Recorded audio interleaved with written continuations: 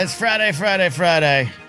It's ForceCenter now. This is ForceCenter show about Star Wars, pop culture, the ultimate adventure, life itself. I'm Ken Knapsack. I'm Joseph Scrimshaw, and I was very entertained that it sounded for a moment like you were going to go into the internet hit Friday by Rebecca Black there for just a second. It's Friday, Friday, Friday. And she's doing well. She's doing well for herself. She's doing well for herself. She is. She recovered from being taken down by the internet to overcome the internet. Hey, everybody. Yeah. Do we can talk more about Rebecca. No. I was just going to make a joke of I heard she gave Dave Filoni a call, so maybe that's going to work out for her. That's what we're here to talk. We're here to talk about a lot of things today. So normally our Friday live stream has been working real well. We're going to take your calls, and that's how it's going to go today as well. Your calls are going to fuel the show. How do you become a caller? Go to Patreon, patreon.com/ForceCenter. The link is in there. It's a unique link every week. And today I want to, we really want to talk about Maul still. We're in the season of Maul. We're in the age of Maul. And I want to hear from people about their favorite Maul moments. Joseph, he's had a pretty interesting career, this Maul. Maul? Yeah, he's had a great run. You can't keep him down. Except for the time he finally dies. No, it's really great to be in this season of Maul, because I feel like maybe people might have some grumbles sometimes about the way he came back, but for the most part, it's weird to be in such a love fest for such a poor, tortured character. Everybody's so happy to see this angry, sad man. And that's something I want to, when folks start calling in, please call in. I want your favorite Maul moments, but also, we can talk about other things today too if it pops some stories. But that's, I sent you an email to you where I was like, it's kind of crazy that this guy from 1999 is the star of a show in 2026, right? Like, that's a journey. It is. And I think it is almost returning. I would never call Darth Maul from Phantom Menace, who is printed on every product possible. I would never call him a glup shitto. But as time moved on, he was the guy that was on everything and then died too quick. So there was a sort of he's in the dustbin of history. So to see him not only have his weird resurgence, it's almost like he came on the scene and he was like, his first album was like huge, yes, and then he crashed and burned immediately. And they came back with this little interesting indie project that maybe, only hip, cool people were aware of. And then that indie project became more and more popular until he's back to not quite stadium. He's not selling out stadiums like he was in 99. But it is like this artist who came out and kind of made a splash and then went back no, let's dive deeper. You know what? I need to be honest. Let me show the audience who I really am. And all my stuff's got to be soulful and real, and slowly build up a real fan base. And that's where he's at. He's beloved indie rock star Maul. You know what? You've just connected Darth Maul to Weezer. It's Weezer. The Blue Album is spectacular, world changing. Everyone knows it. Everyone's humming along. Pinkerton comes out. What the hell is this? This is too artsy. This is too weird. And then a slow, steady revival with some big switches along the way. Next you know, you're singing along to a cover of Africa. This is what you got going on. That's the rains down in Africa, Kenobi. So, I'm going to tell you, call in. When you call in, Patreon supporters, share your favorite Maul moments. Let's talk about the growth of Maul. And Will McLean says, get that comment up. A mollicence, if you will. Wordplay just for you, Ken. Joseph and I both don't like wordplay, okay? I get pegged with it. I don't like puns. That's true. It's the wordplay up to a point is fine. I don't like puns where I'm forced to laugh. Rib. Hey, you get it? I think the cart before the horse. That was when my friend tried to make me laugh at it. It's like, come on, it's funny. It's funny to you. It is not. It is meaningless. It is. Yeah, puns take away your agency. You're absolutely right. Yeah, absolutely. You just nailed why I don't like them. So we're talking about Maul. But one thing we didn't want to talk about here on the show today, it's Friday, and our week started with our live ForceCenter news, and we covered the words of John Boyega. Joseph, you had put together the words so well, saying 4 simple words was the story. It has since come out that Boyega says, I was totally joking. And then if you get the full context of the panel, it seems like there was joking going around all through, from questions, audience energy, which is not surprising. You and I aren't surprised by this. You and I know that we have to play the Star Wars news game. We're going to approach everything with some sincerity. And hey, what if Finn were to come back? And hey, what if he does call Dave Filoni? But in the back of my head, I thought, this is trending a little bit. We have to go. What are your thoughts now that the truth has been revealed? Maybe. I feel a slight hot flash of shame. Because we did talk about it with a little bit of tongue in cheek, but we ran with it. And I think total honesty, we're both really busy. Yeah. And when I pulled the news together, I always tried to like double check sources and put things in. And, normally when it's something that could have a live context, like it's a podcast or a panel, and I haven't been able to listen or watch the video, I make a point of trying to say that, of saying, this is just an article and we didn't hear the context. I think because the Screen Rant writers wrote it up as, hey, the Screen Rant panel did this. It was a Screen Rant writer who was hosting it, and here's what happened. I was like, all right, I'll let it go. But it made me feel like I really, really, really don't want to take things that are not a written interview, but a spoken interview on a podcast or red carpet. I really want to either double check them, or if I don't have time, be honest. Because how many jokes in our life? Imagine if you were super famous and you just came home from a hard day's work and you made some ridiculous joke in the kitchen about how your day went. How did your day go? Like, I had to sumo wrestle Steve from accounting, and it's news everywhere. Toby physically attacked Steve from accounting. Like, no, it's joking, and you would know that from context, Yeah, and it's one of the things. Your hot flash of shame, I feel, as well too, and it's happened before every now and then. There was remember the story where and it was a serious conversation that we wanted to approach appropriately and correctly, where the headline was Billy D. Williams it now identifies as pansexual, or came out as pansexual. We had a conversation about that, and we know that some of that was maybe in the character of Lando from John Kasdan, Donald Glover, that kind of stuff. Whether it was handled perfectly or actually shown on screen, different conversation. We had a good conversation about it. It was important to us, and a couple days later, the story came out. Billy D. Williams was like, "What's that?" I've never heard it. What's pansexual? And he was just having some other old man conversation about some things. I'd have that conversation every day about representation in Star Wars and the importance of it, and also if this is where he was in his life. But that was the one time I was like, I wish we could all wait 4 days with the news. Yeah, no, and to be clear, it's just the hot flash of shame is about context being really, really important to me. None of it is about Boyega. I hope he's joking that he's joking. I hope he called Dave Filoni, or I hope after this news broke, Dave Filoni called him. And everything we talked about in terms of the value of the character of Finn and the importance of Boyega speaking his mind and being honest, all that stuff, I'm glad that we talked about. Yeah, and we'll see. Yeah, is it shenanigans? As it was, he said something, he showed up, and he's back. And you read I was reading Star Wars Newsnet, kind of did the whole report on it, and you read the whole thing, and you're like, no, I think this was a panel. You and I have been to so many panels and on so many panels in our life. I just feel like, this is what happens at panels. It's just, people forget they're being watched. You never, I don't want to say never trust, but if Tim Morrison is on a panel talking about something, just realize he has stolen the spotlight from everyone else out there in the most wonderful, charismatic way. He has made the panel all by himself, and he's saying wild things, true things to his heart, maybe, but it's not necessarily news. I think I've told you before, my favorite panel I ever heard. We were backstage. Our friend Ken Plume, his big show that he puts on at Dragon Con, a bunch of us were backstage waiting to go on, and the panel that was going on stage was Gillian Anderson, and she was I don't know if she'd done a ton of conventions at that point because this was a while ago, and she was being so honest with just like, I remember feelings, I remember specific moments. All of you in the audience, the show better than I do. So please, I'll try, but I don't remember specific episodes or what I was thinking during this shot or that kind of thing.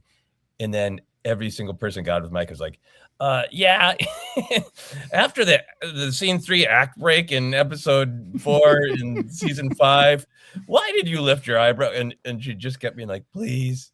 And I always think of that of just like, we should never, ever, ever, ever, ever treat panels like press conferences, unless they're kind of like, that's the point of the panel, like at Star Wars Celebration, they're announcing something great. But if it's at a real fan convention for fans, or just like, the best of the people who do those panels, treat them like comedy shows, and they've got their anecdotes, and they know what people like, and they know their personality as this sort of larger than life version of themselves. And it sounds like that was probably more than what this panel was, of like let's hang out and riff with John Boyega. Yeah, it's a MegaCon. Do you think, I wanted to, we got calls coming in today. If you're watching, you're a Patreon supporter, get in here, call in and share your favorite mall moments. Talk about your favorite panel experiences. Do you think, Joseph, I want to talk a little bit about Star Wars news and just the pop culture news world, which you and I have been a part of for so long now, that because of the big cons, because they were places for information drops and big splashes and who won Hall H and all that kind of stuff, I think maybe over the last 10 years, we all got conditioned to treat panels as news conferences, as press conferences, like you're saying, and that little morsels like this, which are just, if that was true, and if he'd said that with Olsen, like, yeah, that's a bit of news, but that it's all got kind of confused and mixed up in the wash years later. You know what I mean? So. Yeah, no, I mean, I think the line between entertainment and press conference, and I think it is on outlets for being so hungry for news. And I've long made the joke about, like, Timothy Chalamet breaks his silence about ham sandwiches, and that's like the way they would write up somebody going like, what's your favorite sandwich? And he's like, ham. And like, he breaks his silence. So much of it is the way these off the cuff things are built up as news. And I feel like I actually feel, I have empathy for Boyega having to come out and go, why did anybody run with that? Right. In the context it was said, Yeah. Yeah. And then the other side of it is we'll never stop talking about news. Again, if Daisy Ridley says something at MegaCon 2 this weekend, we'll probably talk about it. And we always approach it. And when we kind of reformatted the news a little bit, your thought was like, hey, our ForceCenter brand is diving in deep, for the most part, unless we're getting drunk on Databank Brawl or here now on Fridays. But hey, we got to go beyond the headlines. That's what we do. These are prompting conversations. So I still think that's what we do. But you and I, and we don't want to speak for Jennifer, but like it's been a 12-year battle with the fact that news is the driving force. The fresh, trending, it is what it is, and we can't turn away from it. I sometimes wish we could only had to do news when it was true, big, confirmed stories. Yeah. Lesson learned to again be careful about context when it's this kind of thing. Yes. Our friend Gaz has a fun thing to share. He says Katie Sackhoff has never watched Battlestar Galactica. Great show, Gaz says. She is currently doing a first-time watch-along with her husband on YouTube, but he keeps asking questions she can't answer. I've seen a couple of the clips come out and watched a couple. Yeah. It's very funny. No, that tracks because I think back in early 2014, maybe late 2013, me and Joe Ruggiero faced off against her and Tiffany Smith in a Battlestar Galactic trivia contest on Live Schmoes, and she knew nothing. We lost because we missed an answer, but Tiffany knew everything, so that tracks. Yeah, that tracks. That tracks. It's amazing, absolutely amazing. Hilarious. So there you go. That's our thoughts on the Boyega. I don't know, not reveal, the confirmation of what we've probably felt was the truth. Yes. But that said, still very excited to one day maybe have Finn back in the Star Wars stories. Absolutely, and I do think that he is more warm to it, so that's fabulous. Fabulous indeed. We do have some calls lined up here. We're talking favorite Maul moments as well. Just Maul's entire career. If his career was the back of a baseball card, share your favorite moments. Share how you came to love him, because we got Count Pepto, we got Cab, we got Eli. As always, if you call in, your camera's on. That means your camera ready. We'll see your face on the show. If not, that's no problem. We'll take you audio. Just keep your camera off in StreamYard in the queue. But going back to what we were saying up top, Joseph, I was one of the people that loved Maul from the get-go, and was from the trailer, the first glimpse of him, to the reveal of the lightsaber, to the figures. We're right in the middle of that generation of what a badass. He's badass. So I've loved Maul from there, and you're with me as well, I think. Oh, hugely. I mean, I remember first seeing him and being kind of shocked and delighted that he wasn't, just sort of a Vader. I love that he wasn't armored. I love that he was so different than Vader. I love that he went so hard. It was like, I think I probably said it out loud. I was like, hey, it's Satan. Like, Hey. Amazing. How did that? Yeah, He's a great Satan. kid. I mean, blowing the budget on this guy. No, but Good kid from Star Wars. so amazing. And like, I was so into Obi-Wan that I was okay that he died, because like, well, Obi-Wan got him. What are you gonna do? Mhm. Yeah, Mhm.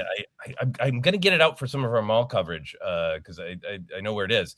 I have the Maul baseball cap that I bought in '99 and wore pretty much constantly until about 2001.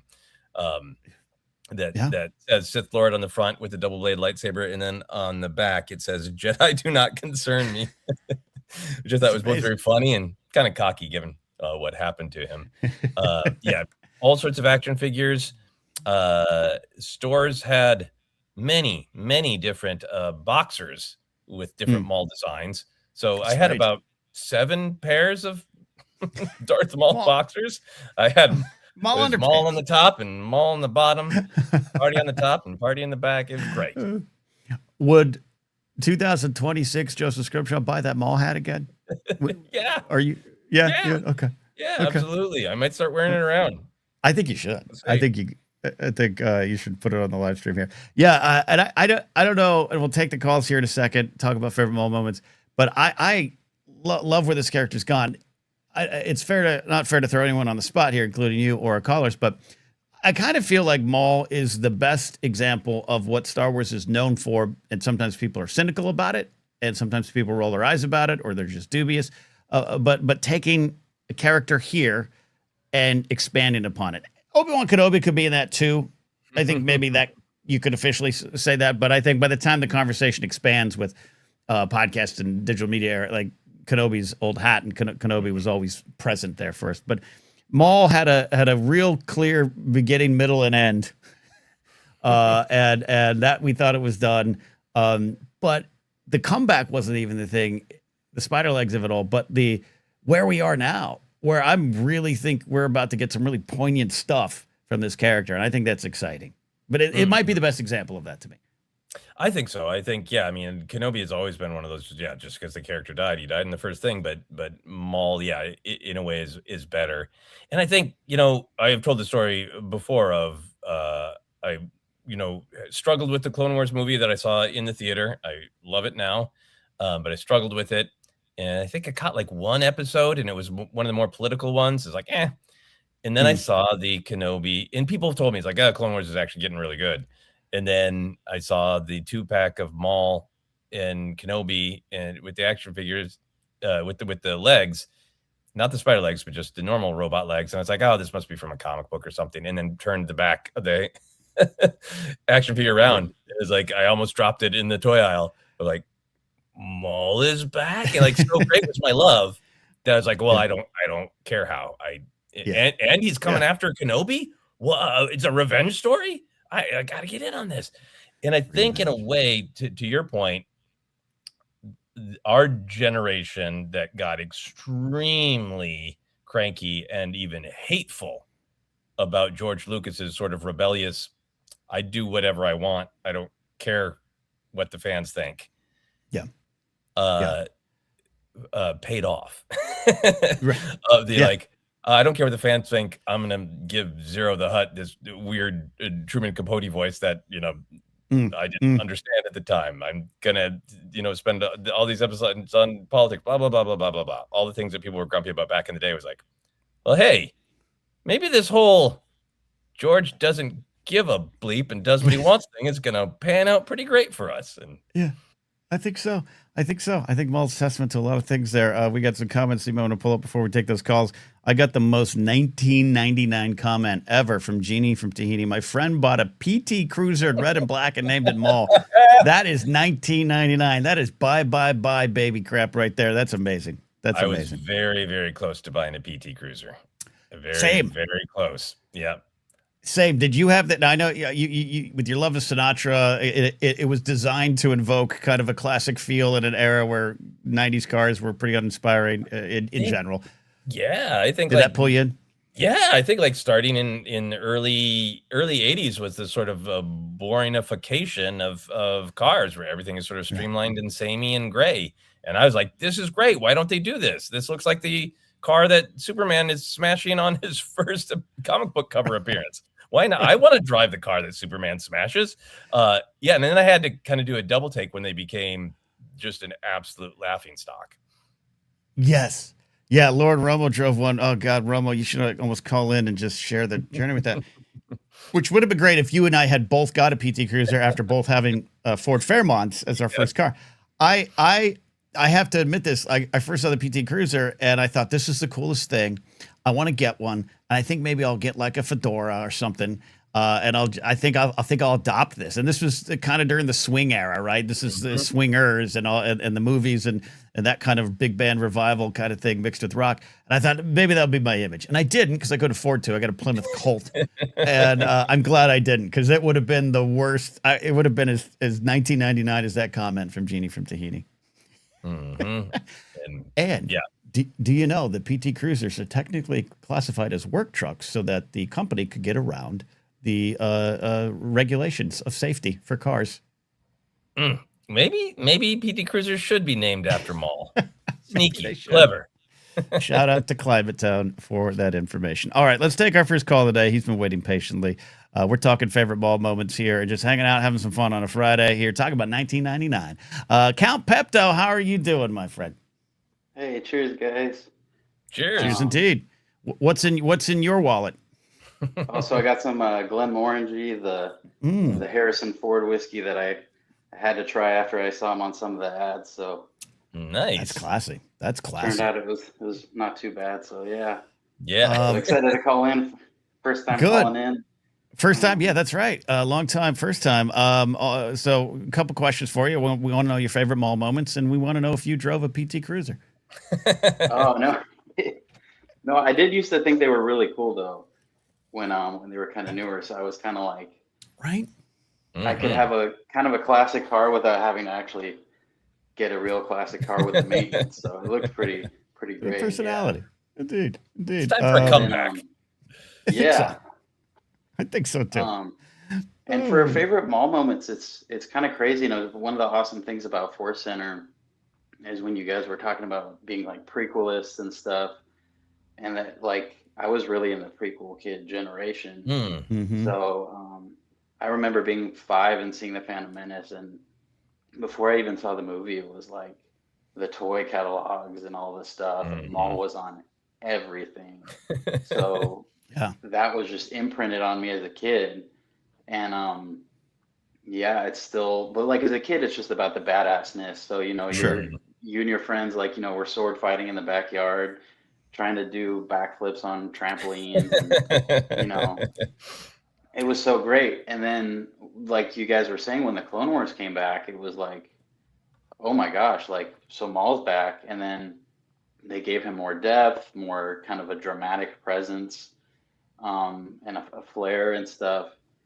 And then as it kind of grew and developed, especially in the last Clone Wars season arc, it was incredible. And it was like, well, he was already one of my favorite characters as a kid, but now it's like to go on this journey that I never would have expected with this guy who just is like, his design, the art of his tattoos, his makeup is just, to me, was perfect. But now he has all this depth and this kind of flawed, tortured character. And it was just so great to see. And then now, even getting his own show is just so incredible. Just like little moments, like the way the animation is developing. Yeah. And it's like, there was a moment in the Maul Way scene in the Clone Wars arc where Oh, Ahsoka kind of like tells him, hey, you know, like just cause a distraction. That's what you're good at. I'm not going to help you out. And he has this kind of pissed off look, like just kind of just this annoyance, this kind of grumpy look, and that they captured that. It was just so beautiful to me. It was like such a like so much like character and personality just came through. And there was a look that he gave like that was mirrored in the trailer from All Shadowlord. They say a line like, the Emperor wants you dead, and then they pan to his face, and he just looks like just this anger, this pissed offness that's I've never seen on animation before, like that level of emotion. And so it's so cool to get to kind of continue this journey with him as he gets deeper and we get to know him more. And I never would have thought. Right. Yeah, no, I really agree. Go ahead. Go for it, Ken. No. Oh, no. To me, I'm hearing from you, Count Pepto. I'm saying that with all sincerity. I'm hearing from you, similar to some of the stuff I've talked about with Han Solo. As a kid, of course, he was cool and I wanted to be Han. But then later on, I learned I'm a little too much like Han and I had to take different lessons from him. And we're blessed to go on that journey and blessed that Harrison came back to finish it. I'm taking that from you. You started off on the playgrounds, want to be Maul, and now you have more things to learn from him. Yeah. Yeah. Even some of those, you know, some of the anger tendencies and stuff, you know, you're like, oh, you got to not be too much like Maul. Yeah. some of the moments. Yeah. So, I think that's what's so likable about him. Like, especially like, you know, being such I loved him, but as such a Kenobi guy. And like, normally I kind of think I would find myself watching the Clone Wars rooting against the guy whose whole purpose in life is to ruin Kenobi's life and do awful things to him. But you end up relating to Maul because I think we all can, you know, feel that kind of anger and in particular feel that like, hey, why did I get kicked out of the club? Why aren't, you know, I screw up once and I'm out of the club?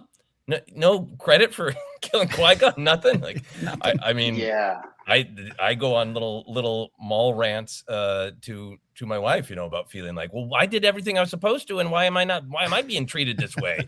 You know, I think it's really relatable. Yeah. It's the danger of the dark side characters, right? That's Joseph, you and I have some angst over the stranger because he did make a lot of sense. And we're like, no, don't fall for it. Don't fall for it. Or his abs. Yeah.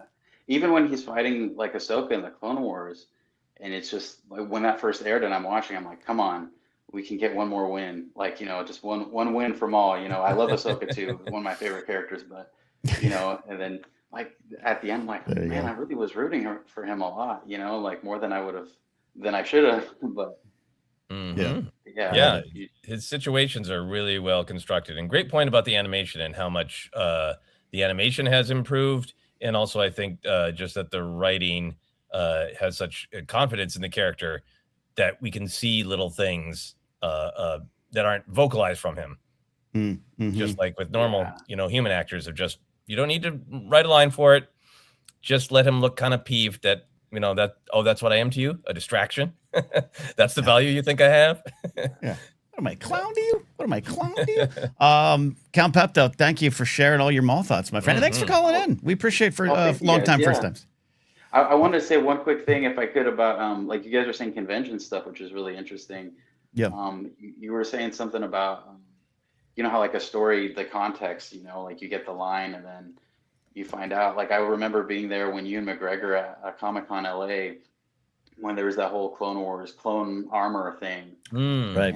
And I was super pumped because it was a little more affordable to get in, or I could access and go to Comic-Con LA, and it was kind of cool. So I snuck to the back of his panel when he was talking in the front. And I saw it, you know, I heard him say that and it was so cool, you know, but then it was crazy to see like that night or 2 nights later, boom, like all these stories. And I'm like, oh my gosh, I was there when he said that. The context, you know, it's like, yeah. I get it. Being part of this for, you know, being, even here at ForceCenter, I think we try not to get too deep into the clickbait. We try to get you to watch, but like, being part of other shows where it was like, what is the most controversial thing we can pull out of this episode to get people to watch? It is unfortunately the name of the game, but I'm glad you got to go to that con. Yeah, that's fantastic. Well, thank you guys. Thank you so much. All right. Thanks you. Enjoy your single malt. Yeah. Oh, thank you. Cheers, guys. Cheers. Cheers indeed. Yeah, a lot of fun. You had pulled some comments. I think we can't move too far from Joseph about your mall underwear. There's a question about it. Yes, I mean, serious question, says Mumbo Jimbo. Serious question: is Maul a boxers or briefs guy?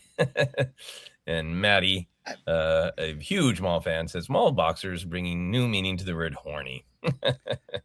Indeed. That's close, Maddie. You're very close with the wordplay alarm. I think that like many Sith folk, but Maul in particular, this is Maul's whole problem. He wants to believe he's a boxers guy, but he's too uptight. He's a briefs guy. He wants to be like, I can Old school hang briefs. loose. I can be slow and calm and manipulative, and I can drink tea and weave a web. But no, he's so tight. He's not tighty ruddy boxers. Yeah. Maul at the beginning, before the accident, we'll call it, in Phantom Menace. I think Maul was like one of those 80 hunk dudes that you'd see in like advertisements. Or something like a kind of a Tom Selleck mustache or Burt Reynolds mustache and like some real like tight, small red Calvin Klein underwear. I think that was Maul, and that's what he thinks he still is, but he can't accept that he's baggy boxers to hide the spider legs. Yes, there's a lot of votes for Commando in the chat. And Vulcan Nerd brings you up the essential question: why he wears underwear after his lower torso went away? Who knows? Does he need to? Yeah. That is a really funny image, though, that he's got. Yeah. Yeah. Whitey's on over his robot torso. Maul's today's Baywatch guy. Yeah. See, this is what ForceCenter Fridays are for. Serious conversations about Darth Maul's underpants. Let's take a audio call here from Cam Stewart. Cam, checking in on the show today. Cam, can you hear me? Can you hear me? I can, and I am just stepping outside real quick to get away from some of this background noise. Okay. It's not working. I'm kidding. Go for it. Where are you? Cam? I'm out for a cold but lovely afternoon walk and was just stopping in to grab some milk. Oh, that's it. Are you going for a walk in 1952? It feels like it sometimes. What's on? Well, I was just thinking about this whole Maul moment thing, and I realized that I didn't really have any moments with Maul the first time around. As in, I grew up with the prequels just kind of being a thing, so I never had the reveal. He was just a cool character. And I kind of vaguely remember him coming back in the Clone Wars, but that's just, again, always been part of the story for me. Right. So the Maul Renaissance I remember was really the second return of Maul in Rebels, because that was a show that I started watching after The Force Awakens came out. And so that was like a big thing for me. Seeing him back again was like, oh my gosh, we're not done with him.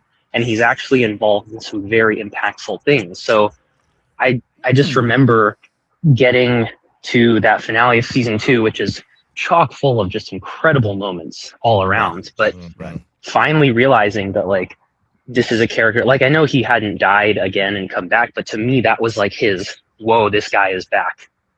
And then especially, in the theaters a couple years later, seeing him in Solo, I think I was the only person in that theater that started to like bounce up and down in my seat when I heard the voice. And I was like, I know who that is. And there was like no reaction, and then probably lots of confusion. So it just, those things, seeing him again when you don't really expect it was just really exciting of like, what can we do with this character now that we kind of have unlimited ability to tell stories? Yeah. Mm-hmm. Joseph, I want to get your thoughts on this too. I have to admit, Cam, this is great. I have never thought of Maul and Rebels being, as you called it, a second comeback for a generation that just kind of already had him there. They didn't see him in the trailer and just like, ooh, he just existed in a different way. And this was the comeback for them. I never had that perspective. Yeah. Never thought. I think I had a little bit of, a pleasant shock. Because to me, when Rebels started, which I ended up loving Rebels to death. But it started a little bit of sort of like, let's forget about the prequels and all that Clone Wars stuff. Here's all that OG trilogy stuff that Right, you like. right. Vibe. And then Ahsoka came back, great. But then Maul being back really felt like, okay, now this really does feel utterly connected to the Clone Wars for me. And yeah, I love what Cameron, what you're pointing out, that Maul just kind of keeps coming back in ways that sort of defy resistance. Coming back with Spider Legs and Clone Wars, you know, a creepy, manipulative older guy in Rebels, confusing to some people, but makes perfect sense for canon in Solo. It's kind of cool that Maul's the guy who's like, I'm just too cool and you can't keep me down, and no amount of hand wringing about, will this confuse audiences? Is this too weird? Doesn't matter if it's Maul. Once again, Joseph, you've proven that Weezer and Maul are the same. The band Weezer and Maul have the same career path. This is what it is. Cam, sorry, I cut you off. What'd you say? No problem. I was just going to say, yeah, I think I appreciate hearing to flip it back, the other perspective of like, my parents grew up with Star Wars, but they're not nearly as invested in it. So to them, Maul coming back is like, what? Maul? Okay, whatever. So seeing, you know, getting to experience through, you know, you guys and other communities, like what it was like in 1999, seeing that, I'm like, okay, that's kind of how I felt. Yeah, second time. And it is cool to think maybe there's some, like, I don't know, 15-year-old right now who watched Rebels when they were a kid, and now Maul Shadow Lord is there, like, whoa, we're getting more of him, and this is like their big moment, and it just keeps going. And yeah, I just think that was like what came out of this reflection for me, and I was like, you know what, that's like the cool thing about Star Wars is there's always a moment for a character or an idea that no matter where people are, that kind of, you know, bring us all together, whether it's, you know, the doors open in 1999 or the hood comes off on Malachor or whatever. So just exciting to think about. This is why I love our ForceCenter friends who listen and go along the journeys with us. This is very deep and reflective stuff here, Camp. I'm going to undercut it with a joke and say you made it for a second sound like you were asking your Uncle Joseph and Uncle Ken what it was like to watch Maul in the 90s, like the Goo Goo Dolls meme was going to suddenly break out that we're all been subjected to. But yeah, no, he is definitely a multi-generational character. There's a comment here I'd like to Advin, sorry, I may have missed it, but Admin saying, oh, yeah, here it is. I mean, imagine Star Wars without Maul. He touched so much story. He truly has. He is in so many connected universes, Star Wars stories. All right. Cameron, where are you based? Where are you walking with milk? Well, I'm temporarily based at this point in my life in the Michigan area. Okay. So that's why it is sunny yet cold. But it is not cold enough to keep me inside, so trying to enjoy the nice weather while we're attempting to have spring over here. Is the milk in a bag, or are you holding the milk by a handle and just bebopping down the road? It is in a bag this time because I didn't bring gloves. Smart. But when I bring gloves, I sometimes can just hold the milk, but it's a little too chilly for that. Is it like a brown paper bag? Like no, I've got my reusable. No, not that shady. Just got like a reusable, like nylon little bag. Okay, love that. This Smart. This is fantastic. I Good love for it. the environment. Yes, I'm just. You're picturing the same thing I am, Joseph. He's just walking down with some rolled up jeans and maybe a black shirt with a cigarette pack rolled up there, and he's just having some fun. Cam, thanks so much for calling in. That was great stuff from you on Maul. Absolutely. Thank you, guys. Take care. All right. Roll along here. Again, if you got your camera on, we'll take you on the show. Face first, if you will. But audio is perfectly fine if that's what you're set up for today. Let's go ahead and bring in Eli. Eli is going to be calling in from where are you, Eli? Actually, I put Janix as my background. Oh, wow. All right. Okay. Yeah, I found an image, and give me one second. I just realized my microphone is not plugged in, so that it'll get better audio for all of you. How dare you? You know, you got to get your audio right for us. Yeah, sorry about that. If you need longer, I can put some milk in my whiskey. Go ahead. Sorry, Eli. Oh, Eli froze with the most devilish smile. Are you there, Eli? Oh my God, he just vanished. into the dark streets of Janix. We go live to Eli. There we go. That was the microphone. That was the microphone. Okay. Oh, okay. Great. Yeah, I've had a very weird, complicated history with Maul because I didn't really love him. When I watched Phantom Menace for the first time, I thought he was fine. I liked Dooku better. Okay. I thought my thing was like a lot of those characters who just stood there and looked cool were not really my thing unless they did something cool. At the beginning of my Star Wars fandom, and then I really disliked the decision to bring him back in TCW, and I'm not gonna go overboard with my hatred of that or dislike of that, and I still don't love that decision. But how or bringing him back at all? Both, actually. Wow. I think it kind of gave a weird permission structure for Star Wars to bring other people back from the dead, but I've kind of gotten over that still. As much as I still dislike that decision, and I do, I cannot deny that the stories we've gotten since have been spectacular. I've really loved what they've done with this character, and I really think this is gonna kind of sound like a cop-out answer, and I think in a certain way it is. I think my favorite moments of Maul are likely to come within Shadow Lord. Okay, I like that. And not that I think any of his moments are in Clone Wars or Rebels are bad or anything like that. I really like the scheme he concocts to take over Mandalore.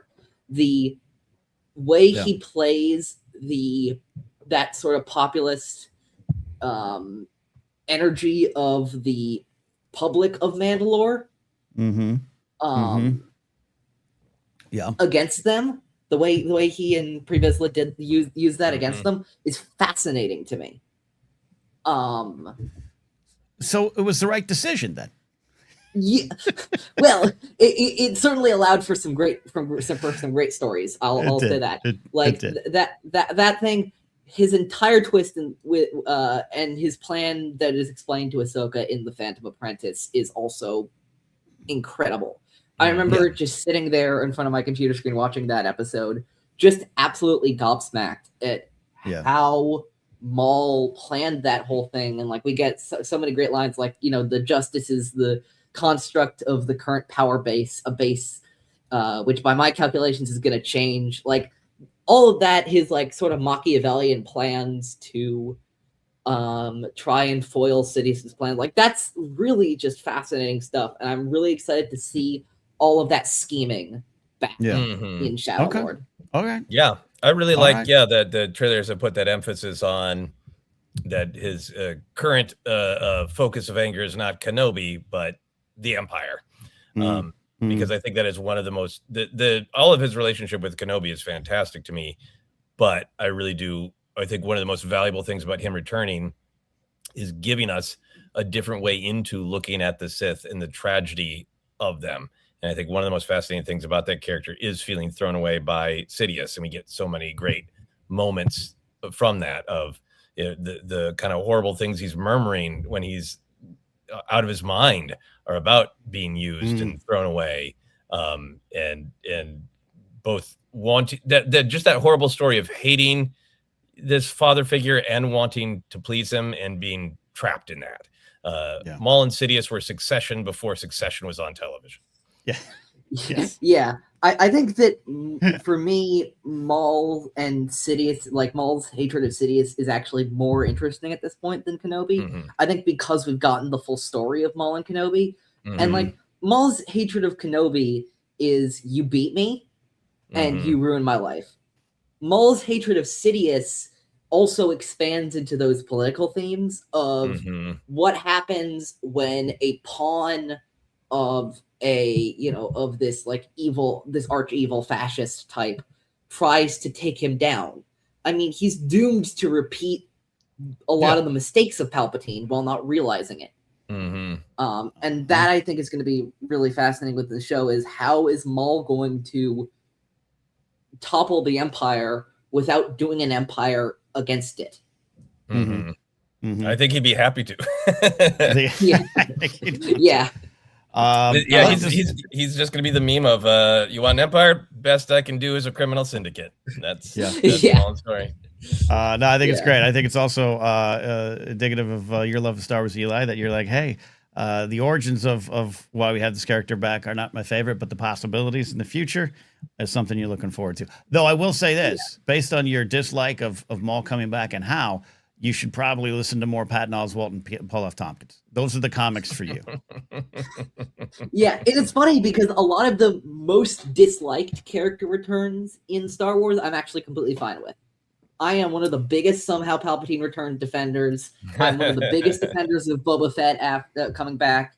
Maul is one that's stuck with me. I think just because it was like so like, okay, we're doing the through his anger and hatred, boom, that's it, and we're just gonna assume he's half a guy on Lothal Minor for all those years, which admittedly is very funny.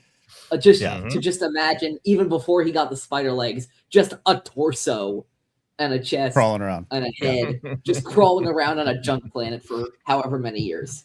Enough to build the spider legs. Yeah, enough to build the spider legs. And I love that he leaned into the 8-legged aspect of it all. Eli, thanks for calling in and sharing your thoughts, buddy. Appreciate this. Thanks, guys. All right, we got some calls lined up here. We do have some super chats to get to. Mr. Kevin Plume, I think Plume's gonna call in next week. He's got a great question about the price of Star Wars toys. Super high fives used to. See, Ken Plume speaks or writes like a guy who drives a PT Cruiser with a fedora. He would have fit right in with our gang. Used to's. KG, he's basically a Damon Runyon villain. Yeah. So, did you see the latest hunt for Ben Solo stunt? I did not. What is there something breaking today? What's the story on? I know nothing.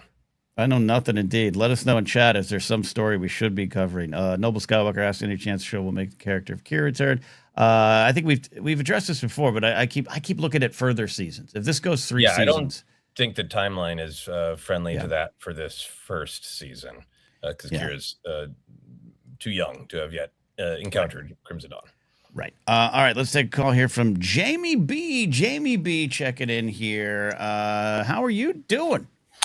Doing great, guys. Can you hear me okay? You're coming in loud and clear. Hopefully not as loud and just clear. But there you're good. You're good. Real quick, shout out to Jen. I know she's not here, but you guys as Force Center have been great impact on the community. So just want to say thank you for it and shout out to her since she isn't here. Absolutely. Yeah. And she looks forward to being back and we will report your kindness. Thank you.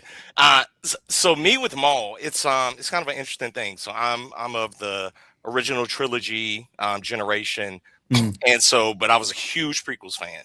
That kind of it really reignited my fandom. Like it was Star Wars used to be a thing that I would watch all the time, and it was a nice little story that was for me, and then it kind of went away, and I never really got into all of the deeper lore and the expanded universe, but the prequels really captured me. And I thought Maul was like a super cool villain. Like he wasn't one of my favorites, but I thought like he was pretty cool. And then for me, when he came back in Clone Wars, I was like, this is like the pettiest dude in the history of the galaxy. Like I said, to live off of hate and pettiness for that long, it's like. But then again, kudos to him. More power to him. He found a way.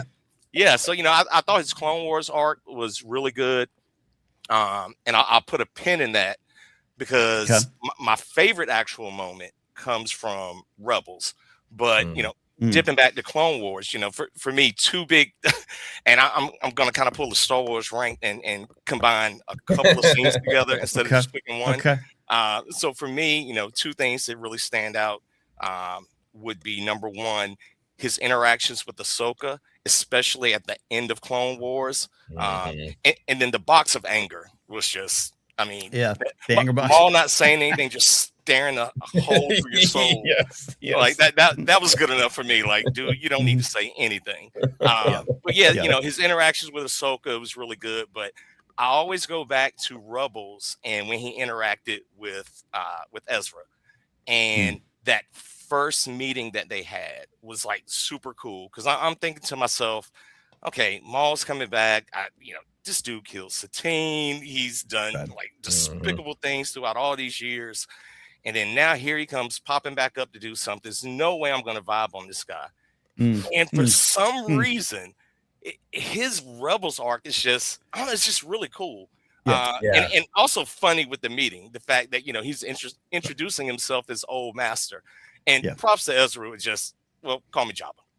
Okay. That was just cool. But it's, like I said, I wasn't a huge fan of him. But, seeing how he grew into this, powerful, underlord and, kind of pulled himself up in the bootstraps, and not trying to sound like I'm an admirer of him or anything like that. But from a Sith perspective, he really went out there and did his thing. Yeah. And then, like I said, to see him go from, this extremely petty guy to now what I think we're going to maybe see here in Shadow Lord is almost like a scorned lover. Yeah. Like just he's so angry that he missed out on this thing that he felt like he was promised. And he's like, no, not having it. No way. And it really fascinates me. Yeah, I think a great point about the anger box. It's such a great visual. I look at the screenshot I took for our episodes on that sometimes, and it's so powerful. But yeah, that's a horrible moment for him too. Like one of my favorite Maul lines is, I was hoping for Kenobi, and he has that. He says Lady Tano, but so much disrespect of like, I guess I'll kill this small fry, and then she hands his ass to him. And he gets put in a hate box and gets let out to be a minor distraction. Like, so he's living with that too. Like that's the best thing that happened to me is I got owned by, Lady Kenobi Jr. in my mind and, put in a hate box. And that was the best thing that's happened to me the last year. Yeah. I love that. I love that. Jamie, this is great stuff. I was a little worried for a second that you were going to say you were listening to the Maul Experience podcast for a second. Some of the stuff he's doing his own research. Love that. Jamie, thanks for calling in. First time, right? This is my second call. First time on actual on camera. So love it. Thank you. Good to have you here. Really appreciate it. Thank you for joining us and your insights. Appreciate all right, thanks, guys. You have a great day. All right. Moving along here. We got a couple calls lined up here. Oh man, we got another one. Let's do an audio call here with Michael B. If Michael B's ready, says device is not connected, but I will try to see if they're connected. Michael, if you're in there still, connect. For now, I will go to our buddy Jedi James so that we know we have a call. Jedi James, how are you doing? I am both wonderful and devastated right now. Okay. Is it because we made fun of the PT Cruiser? No. Wonderful because I am about to have a week off of work, which will be wonderful. Devastated because I know this is a Star Wars podcast, but Ken, fellow Game of Thrones fan, I've been catching up on A Night of the Seven Kingdoms. Just watched episode 5. Oof, it was a doozy. Don't spoil it for Joseph. Don't spoil it for Joseph. Nope. Okay. Good. Nope. I was zipping my lips. Yes. It was a doozy, and I loved it. Yes. Loved it to death. Episode 5, without details. Episode 5 was ended with me on my couch doing the lip twitch cry where you're like, I'm not going to do it. I'm not going to do it. And I just started crying. So I will schedule my binge knowing to leave some weeping time. You too. All right, James, take it away. What's your favorite Maul moment? Yes, back to the galaxy far, far away. I come down to 2, and I'm going to just mention the twin sons because that will forever always be one of the best moments ever, in my opinion.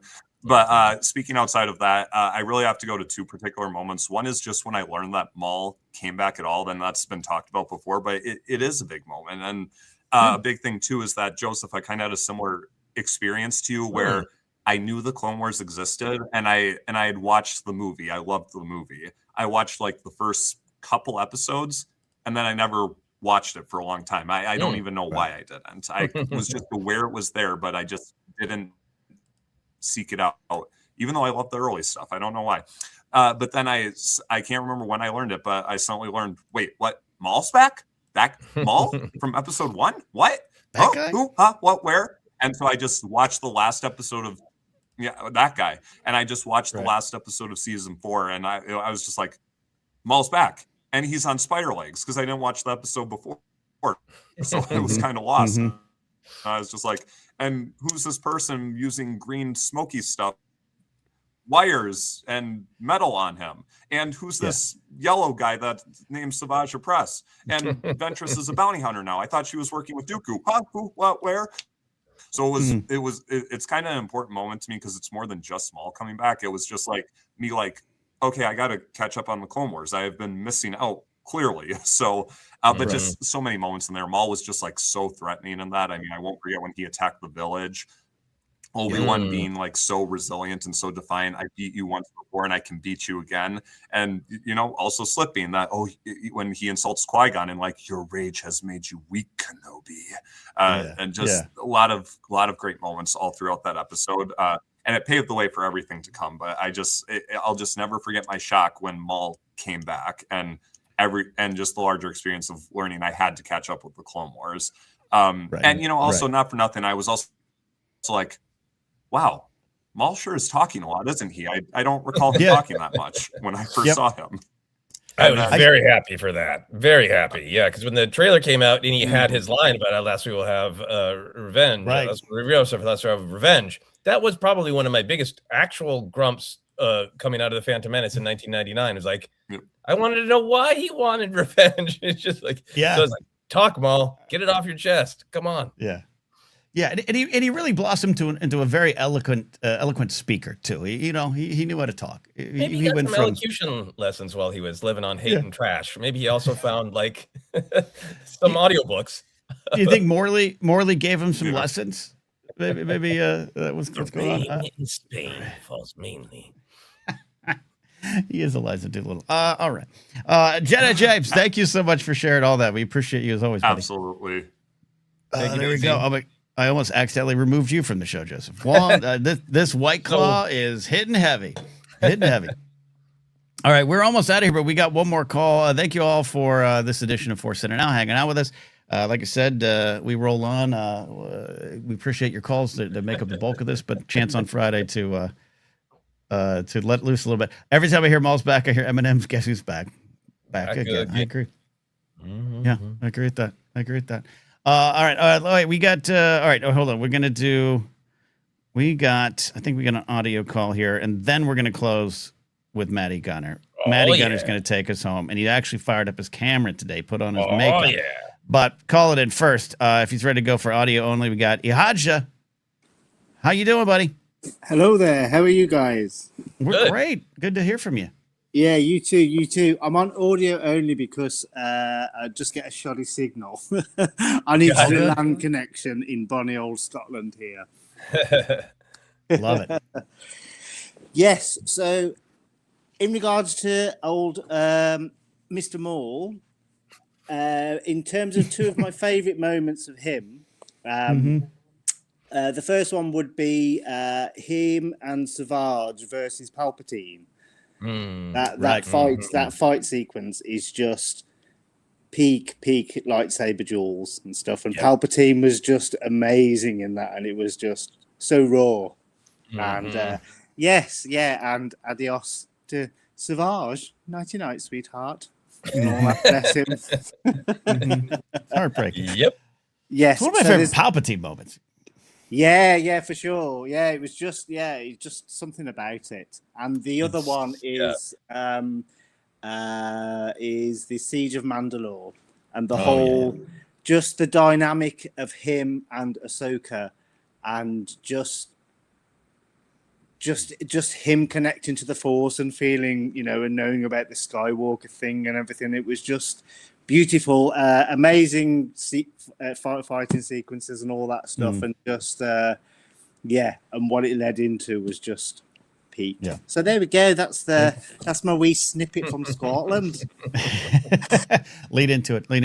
No, this is great stuff there. Joseph, if you have any thoughts on that, please comment. But I do, before I forget, in keeping with the theme of the episode, what was Scotland's view of the PT Cruiser in 1999? You see, this is where I would need to use a Jedi mind trick on you both, because I have got zero interest and or knowledge of cars. Then you're in a good spot with the PT Cruiser. You would have no emotional attachment to it. You know, it's just to me, a car's a car. Let's just get in it and go, baby. That's true. I like that. So, as a Hot Wheels toy, how do you feel about the PT Cruiser? Well, yeah, we can have the Phantom Menace Cruiser. That sounds a bit better. Yeah. The PM Cruiser. The PM Cruiser is the Hodger model. The PT limited edition coming to stores near you soon. Woohoo! That's a missed opportunity for marketing the Maul Shadow Lord show. Indeed, you can always chuck me on your merch, kids. There you go. There you go. Great stuff, though. Great stuff. Yeah, the Siege of Mandalore 2 was great for me because it just was one of those things we'd heard about, danced around, and to actually kind of live in it was really cool for me. And the Maul, see Maul centered in it. Go ahead, Joe. Yeah, I was just going to say, I've just got a gut feeling that just based on what we've seen trailer-wise for Shadow Lord, I think some of the best is yet to come for Maul. There you go. And that really, really excites me, in the fact that we are so many years into this story that the Star Wars can still do this. It's still throwing amazing stuff at us, and it's getting very exciting. Yeah. No, with you on that. Excited for the series, which begins. In fact, today's the big press day. Everyone's doing the round robin hotel interviews and everything with Whitwer and Filoni and everything. All right. So there you go. We'll start getting more insights, I think, starting to emerge with those interview clips. All right. Thanks for checking in, man. No worries. And keep up the amazing work. And I'll speak to you next time. Absolutely. Thanks. Say hello to Scotland for us. Will do. Bye. Bye. Say hello to the Edinburgh Fringe Festival. Brady just learned. Okay, Brady says, just realized what the PT Cruiser was. And even as a kid, I was like, that's an interesting car. Neil Handstock, I love it. The PT Cruiser was a little different. That was the beauty. That was the beauty. We're talking favorite Maul moments. We're talking a bunch of things here, and we're talking PT Cruisers a little bit as well. We're going to close the show out, though, with a friend of the show, a man who's built his entire career based around Maul, which might say both good and bad things about him. But it's the wonderful Maddie Gunner checking in here. How you doing, Maddie? Hey, guys. How we doing? In the darkness, bathed in red. Yeah. Is this how you live your life? Hold on. I'm going to show you. I have a red lightsaber. Yeah. Probably for this podcast this evening. First thing, I put it in the chat earlier. I encourage you to play Hash Pipe by Weezer at half speed. It is the heaviest riff ever written. Okay. Does it provide clues to whether Sir Paul McCartney is dead or not? Why do I have to go half speed? Backwards. You got to play it backwards. All right, talk to me. Maul's your guy. Maul's your guy. Maul is my guy, and a lot of people might hear alarm bells when you think about that, but I have a very similar upbringing to Maul in that, without divulging too much over the internet, the closest thing I had to a father figure was someone who molded me with violence, not from a domestic point of view, from my old life in mixed martial arts, combat sports. And he was very much someone who was like, you have to be angry all the time. Like you have to be tough. You have to, like, no one's going to help you. No, you have to be there for yourself before you're there for anyone else. And that's why I've always latched on to Maul, because he obviously had that very similar upbringing from Darth Sidious. Other than that, he gets a lot of comparison, and I've seen the Freddie Prinze Jr. video of, like, he gets a lot of comparison to Sisyphus.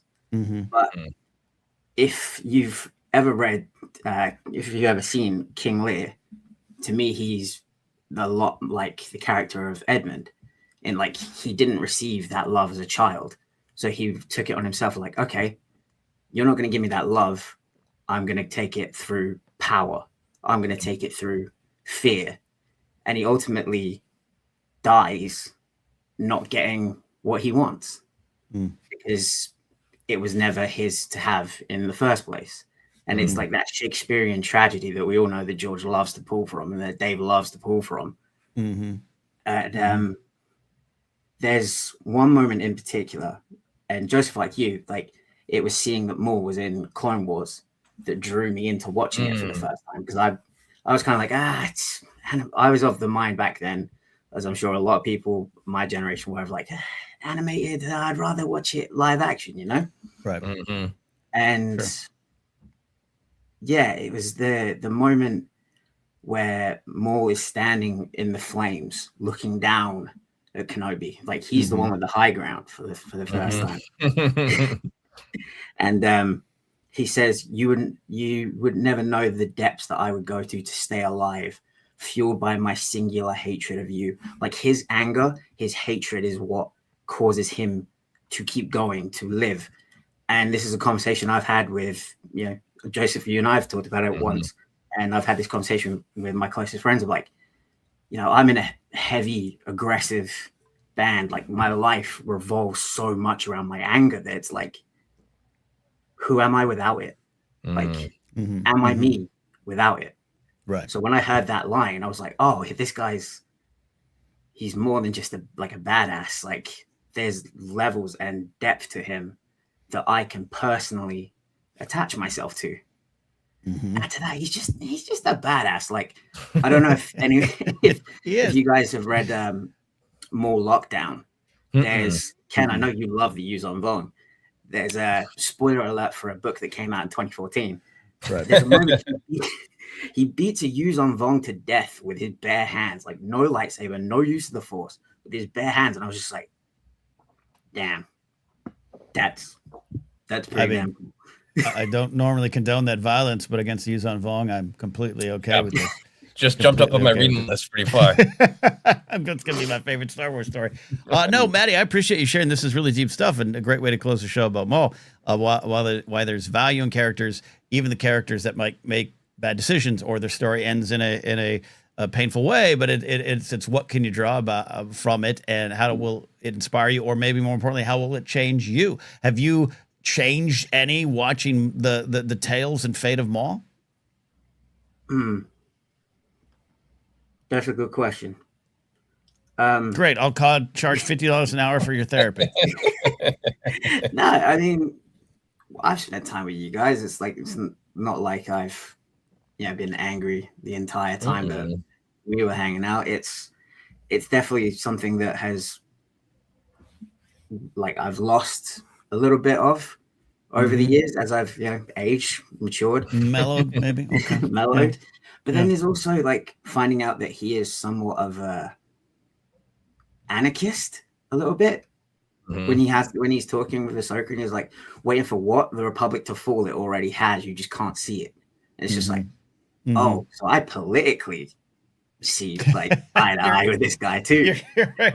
Oh no, are you listening to the Maul Experience podcast? Are you listening to it? I'm all in on the Maulosphere podcast. I'm all in.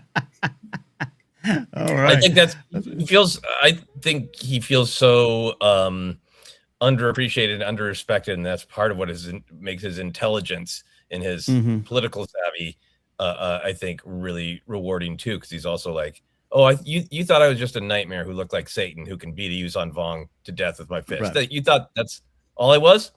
Well, let me lay out the tenets of anarchy too, because I know those as well. Yep. He's much more than just a scary looking like member of KISS. Yeah. Well, the thing that I think is always important to me about anger in Star Wars and anger sometimes in real life, and I think it's there with Maul, is it's an honest part of all of us, and I think it can spur us to action, and it can help us make beautiful things and express beautiful things. But like it can be such a great spark, and then the question is, if anger gets you up and going and moving, what do you do once you're up and going and moving? Yeah. And I think that is the tragedy of Maul, is he has this spark and he has so many opportunities, and I think that's why, I think some of my favorite moments with Maul is the so close moments. Those moments with Ezra, I just love because he's manipulating him and he knows I'm manipulating him. I'm going to get what I want. It's my singular hatred of Kenobi. And he's so close. And you just want to, be like, dude, Maul, let the holocrons go and just ask Ezra to hang out. Ask him to throw the ball back and forth. That's what you want, dude. That's what you want, but you can't let go of the anger. And maybe your anger got you here, but you don't need to always be it, I think he's an example of the male loneliness epidemic being self-inflicted most of the time. Yeah. He's definitely. All right, Maddie. Before we let you go, looking ahead to the series, I know you're going in as blind as possible. You're avoiding press and trailers. So I won't ask you specifics, but what do you want to see happen with Maul the character? I just want to see him just be a complete nuisance to the Empire. If he's going full anarchist, let's go full anarchist. I know, I don't condone his methods. Unfortunately, I know, a lot of people will say that violence is never the answer. Guess what, guys? Unfortunately, in life, sometimes violence is the final answer. The final. So, as long as he's just, being a thorn in the Empire side, I'm cool with it. There you go. There you go. A little bit of revenge. So. There you go. From Guy Fawkes himself, Matty Gunner. Last person of any integrity to ever walk into the House of Parliament. My own opinion. There you go. No, I appreciate you, buddy. I appreciate you sharing deep stuff there with a character that has a lot of depth to him. So we're going to check in with you after the Maul series to see if your expectations were met. Yes, there. Thanks, there Matty. we go. All right, Matty Gunner checking in from a cave of evil in the UK there. Very generous super chat from Matt Van, who's been having some great questions and stuff in the chat. I'm excited for your Maul Shadow Lord coverage. Became a Star Wars fan only 6 or 7 years ago. Found you guys shortly after. It's been awesome. We appreciate you being here and love that journey and perspective. And thanks again for the very generous super chat here on a Friday. There we go. Yeah, very much appreciate all the calls and all the chat. And sorry that to be perfectly honest, I have a role-playing game with some old friends from Minneapolis that I'm going to do on Zoom. So you got to go. I got to go. Shorter on time. Yeah. All right. You do that. You deserve that. I'm going to go finish more White Claws and we'll get out of here. Don't forget news coverage live on Monday. We're also getting back to our Star Wars ranked scenes, Rogue One, favorite scenes of Rogue One next week as well. Thanks for all your support, folks. Consider checking us out on Patreon. Links down below to find Joseph and I and Jennifer and all our other projects. We'll see you next time. Bye.